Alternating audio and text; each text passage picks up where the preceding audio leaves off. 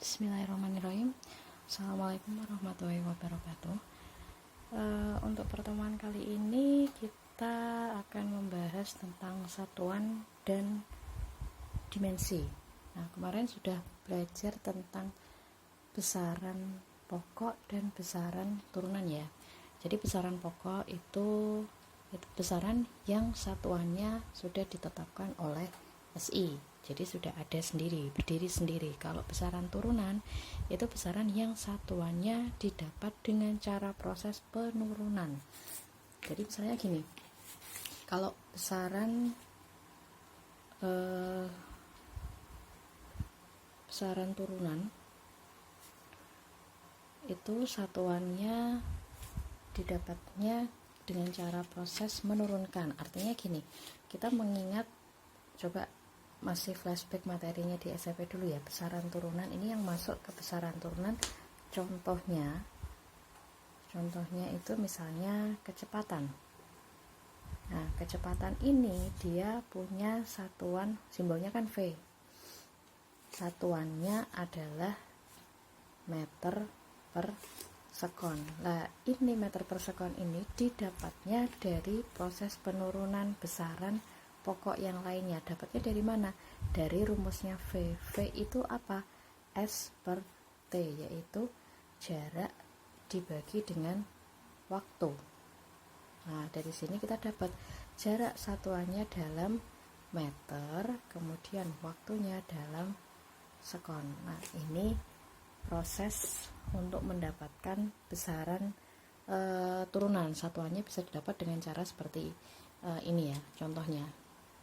Itu untuk yang dimaksud dengan proses penurunan besaran turunan. Jadi satuannya didapatnya itu prosesnya dengan cara, salah satunya itu ada proses pembagian, bisa juga proses perkalian. Nah, itu caranya.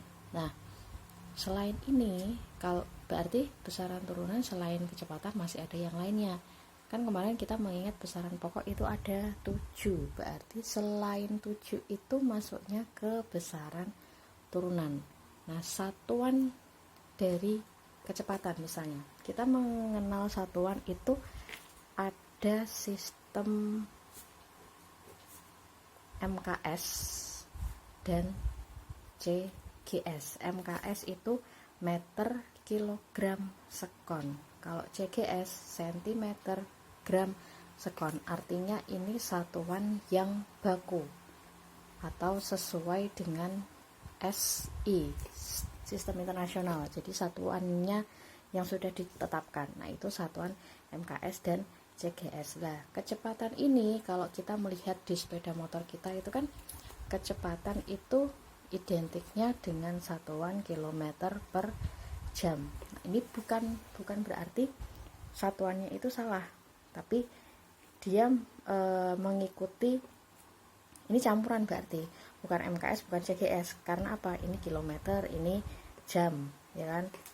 Harusnya kalau di sini kan kita mengenalnya meter, kilogram, sekon, sentimeter, gram, sekon. Nah, satuan ini bisa kita konversi ke satuan bakunya. Bakunya yaitu meter per sekon. Caranya bagaimana? Kita mengkonversi dari kilometer per jam ke meter per sekon. Langkahnya gini, contohnya misal saya punya nilainya V ini 36 km per jam. Mau kita ubah atau dikonversi ke meter per sekon, ini berapa?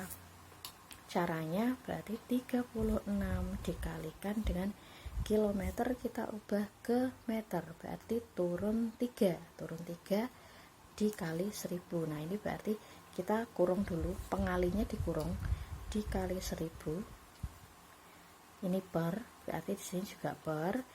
Jam diubah ke sekon, 1 jam itu berarti 3600 detik. Nah, ini tinggal dicoret-coret aja, 02 coret dengan atas, 36 1 di sini masih ada 10, berarti hasilnya 10 meter per sekon. Kalau sebaliknya gimana? Misalnya V nya itu ada 20 meter per second. Mau kita ubah ke kilometer per jam.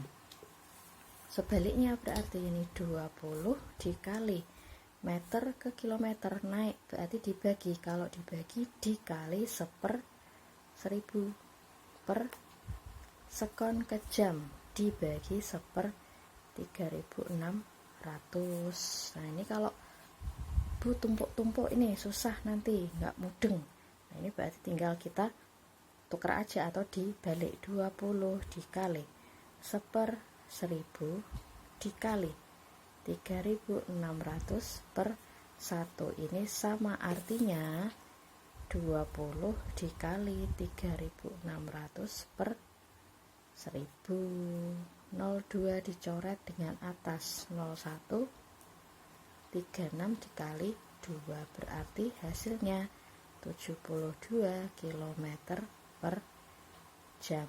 Ini mengkonversi satuan kecepatan. Nah, ada lagi satuan yang lainnya pun, kalau kita melihat materi yang sudah saya share itu ada beberapa satuan. Jadi pengali, faktor pengali dalam SI itu ada alto, femto, piko, nano, mikro, mili, kilo, mega, kemudian ada giga, ada tera. Nah, ini mungkin untuk nanti kita di TKJ itu sedikit familiar dengan ada tera, giga, mega, kilo. Nah itu ya, itu satuan-satuan pengali dalam SI. Nah itu cara kita menurunkan besaran turunan, kemudian kita mengkonversi satuannya, kemudian mengubah. Nah saya kasih contoh untuk yang pengalinya.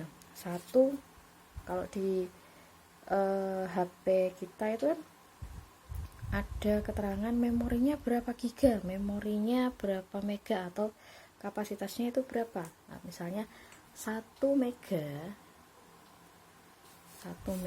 ini kalau dikonversi ke kilo itu berarti 1000 kilo, atau boleh ditulis 10 pangkat 3. Nah ini 1 mega. Kalau 1 mega berarti misalnya 1 megabyte. 1 megabyte itu 10 pangkat 3 kilobyte.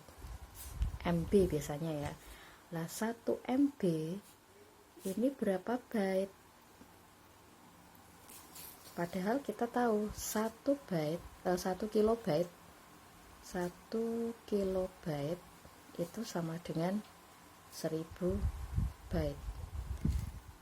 Ini sama, artinya kilometer diubah ke meter, berarti kan turun 3 lah. Ini pun sama, kalau 1 mega ini 1000 kilobyte berarti 1000 kilo itu berapa?